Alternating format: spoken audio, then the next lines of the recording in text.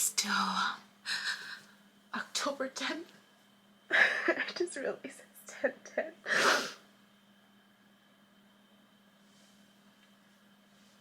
I am trying to meditate, and I just kept thinking about the dream, and I realized what it is. I realized what it means. The students in the there were rows, like long line. It wasn't swimming. It wasn't like you're just team.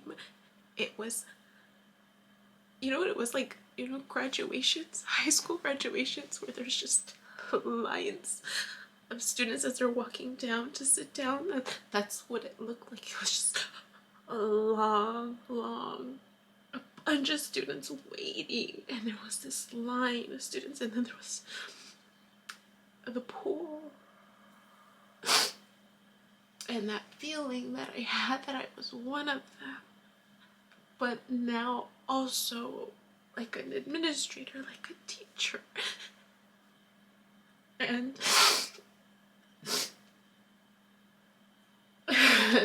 just the realization that these were kids, these were high school kids getting ready to go into the pool, right? Going into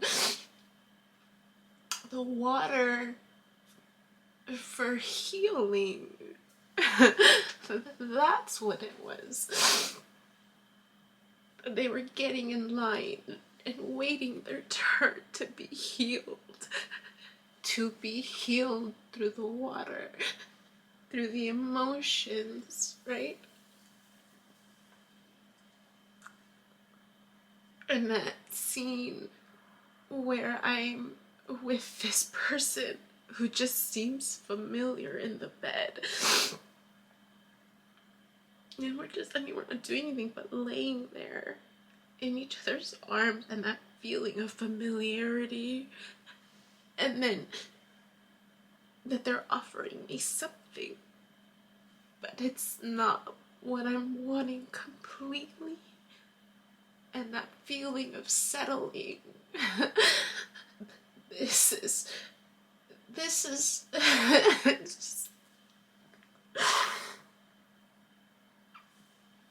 this is for them. This is for them. This is for them. This whole thing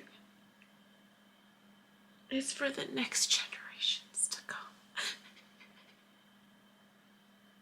And or for those who are wanting that healing. Because we're all adults, right? Even though we're adults, we have inner child wounds and still need healing, right?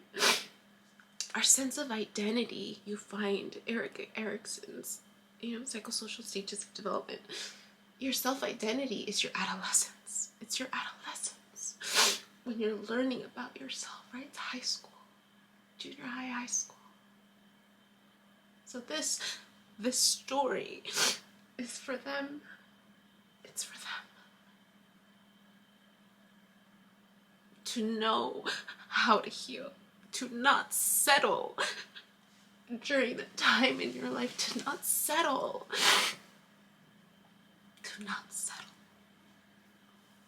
for whatever little bit that people give you. Do not settle. That's what it meant. And it triggered all these thoughts and memories right now as I was reflecting, because I'm like, it doesn't make sense. It doesn't make sense the way I explained it. What am I missing? And then I looked at the details a little bit more, and I'm like, it wasn't a group, just a small group, a team. It was it was like lines of kids waiting to jump into the water. And then that feeling of settling, and it just reminded me of high school, right?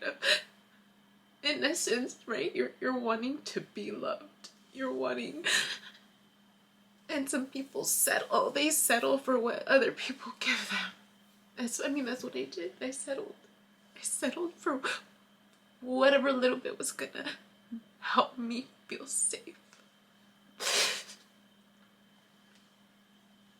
And then it reminded me of this person from my past. And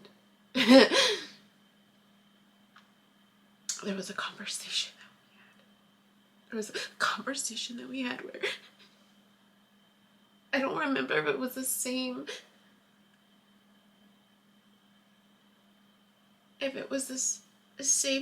time, the same day that he came over when we were gonna have a talk.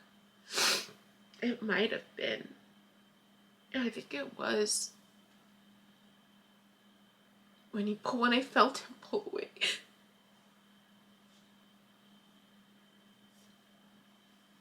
And now he's telling me that his family would get on his case for not finding someone, for not settling down.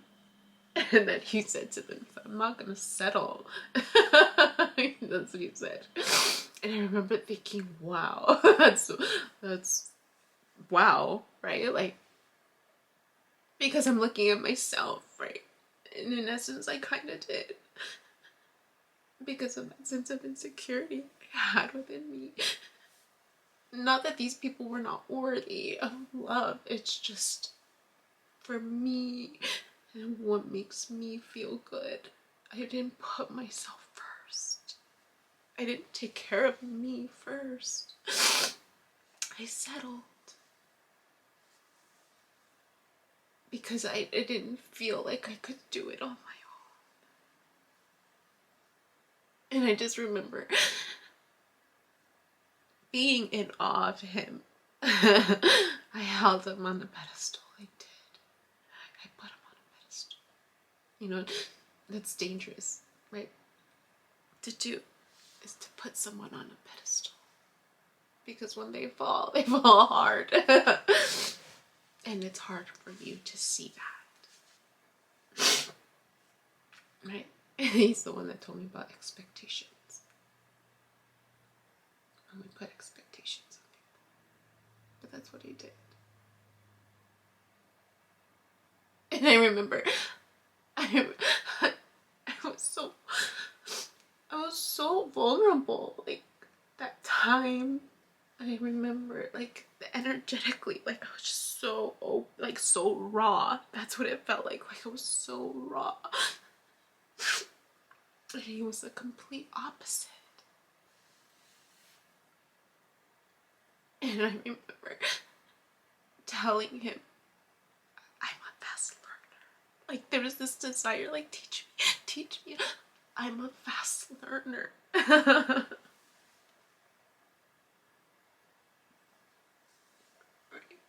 I'm a fast learner.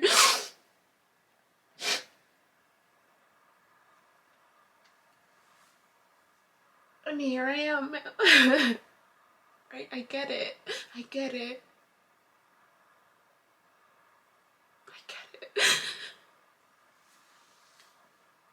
And then my sister-in-law's voice. It's just like, when I've been sharing my dreams with her, she's just like, it's nice that you have the time, she said.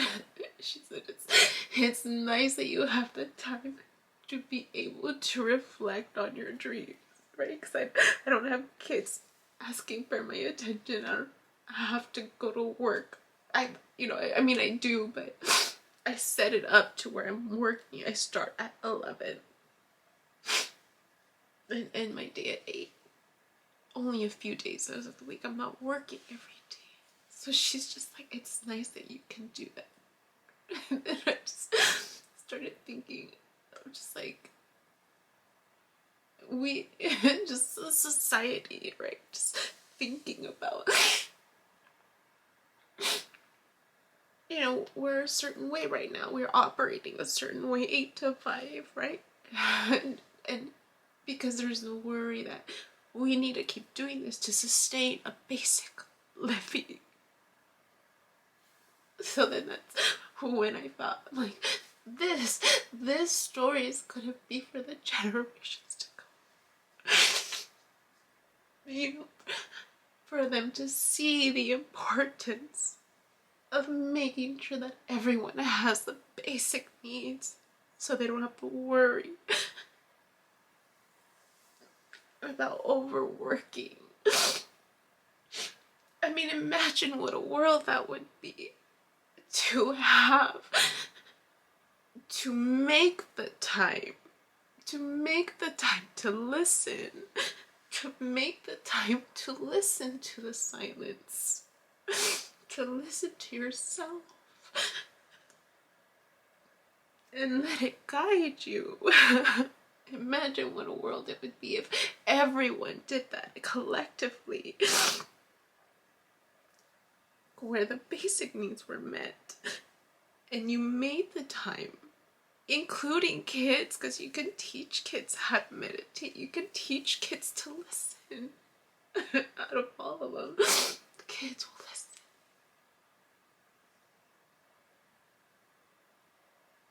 What a world that would be, where we all learned how to listen to the silence. Because silence speaks loudly when you know how to listen. This story is for them. This story is for them. For those who are not yet here. You have to make, right now in the world that we live in, we just have to make the time. We have to make it a priority. Unfortunately, we don't live in a society where that's valued right now, right? I mean, there's slow transitions.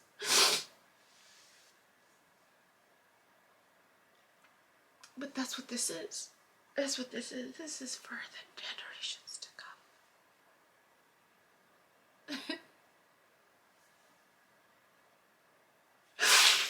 This is for the generations to come.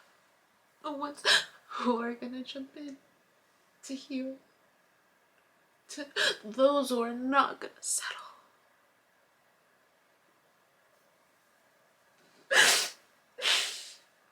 She told me, she told me,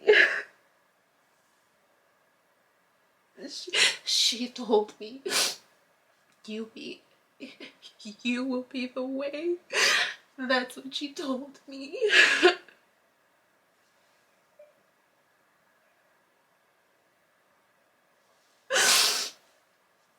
She said, you will be the way. There's a white light behind you. And your hair is so fucking beautiful. There's flowers all over, she said. I've never smelled these flowers. They're beautiful, she said. And she said, you will be the way. And I was too emotional. I was too emotional then to ask questions, and we were both crying. She was crying because she hadn't had a vision in a long time. That was the first vision she had in years because she had blocked it off. So we were both crying. That's what she said. Now, in retrospect, right, I wish I would have asked, well, the way to what? The way to what? But that's what she said. That's what she said last December. You would be the way. It's for the generations to come. This story is for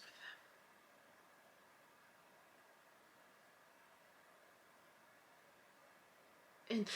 And those who listen now, it's for them too. And those who don't won't. That's okay.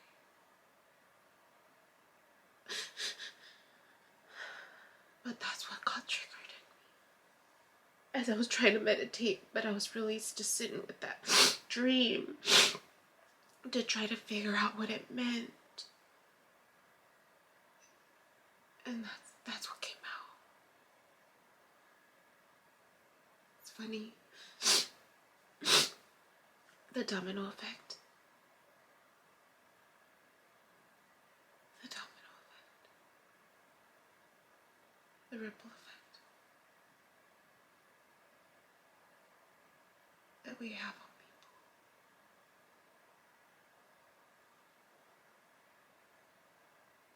That people have had on me, you know.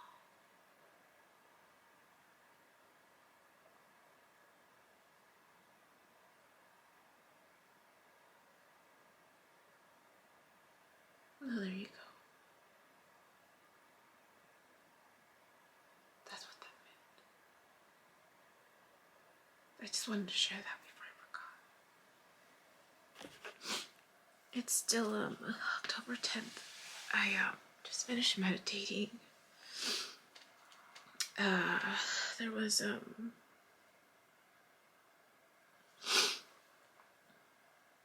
from the corner, left side, it was going like this, like at an angle, felt like it was like catapult,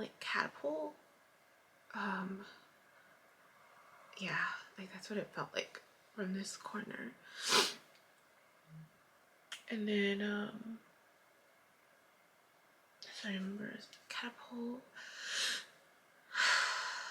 I mean, it started off with just the up here, but then it shifted to this movement, and the shadow was moving like this, and it felt like a catapult, like it was catapulting to the side.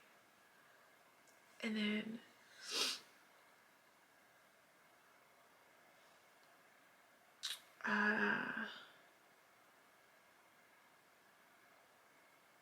it was there's a movement on the side, like going like this, like a meeting up together almost. And then this side, it started doing like the cycle closing again. It started doing like that cycle. It was feeding it, and then but it wasn't like shadow completely over. It was like it fed it, and then it was like a ripple effect, and then it would end, like close like here. So it was like, if the division is there, it was stronger here, and then lighter, and all the way until it reached this, and just so it felt like one of those cycles closing before, only that before the dark shadow followed the whole, so it looked like a whole cycle completing. This time it was like the darkness would stop here, and then it was lighter, and then it closed. So that was the only difference, but it still had that same feeling of like a cycle closing, only that it was more open. And that was the general feeling of today's meditation, and in terms of, there was this openness with the closing, like even the catapult, it wasn't like this, it was like open, like it started together and then it would open. And here it was the same thing, it was like this, the cycle was doing its movement, but it wasn't like other times where it's this thick brush stroke, if you will, of completion of the color bleeding through all the way. It was like thick, and then here, like halfway, it would stop being thick, and then it would get lighter, but you could still see the movement until it got to that point. And then it shifted to the center coming out, but it was the same feeling where it was like dark, and then it expand. So there was just like this expanding feeling, openness, if you will, like this tightness, and then this release of openness. That's what I saw. Yeah, that's all. So I might add this to the previous clip. Hi, my name is Yubi, and in case you haven't figured it out, this footage is capturing my experience as I learn to navigate my personal spiritual awakening. I am learning that this experience is unique to each one of us.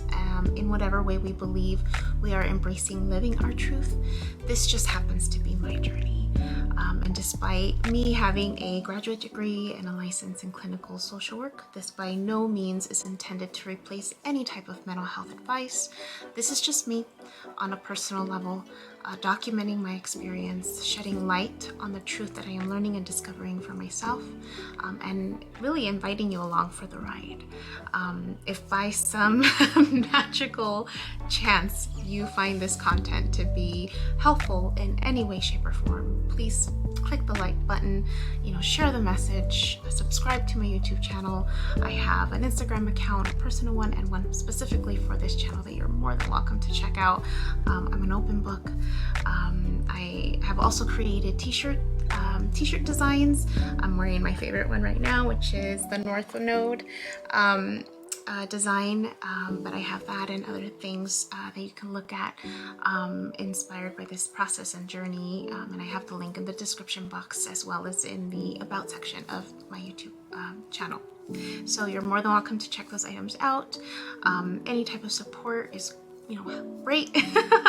Again, if you find this content really helpful or meaningful, sometimes when we take that step and be vulnerable, with showing what's inside our hearts and what's really our truth, we realize that we're much more connected than what we thought we were. And so I hope that as I'm living this experience, and that you find some type of truth for yourself, or find some type of ability to heal in some way just by relating, just by knowing that you're not alone. That really has been my goal with this process, not just being able to connect with others, but really for my own healing. It's definitely been a therapeutic experience and a very creative one for myself. So I thank you, and I wish you all the best, and we'll see what else comes next for me. So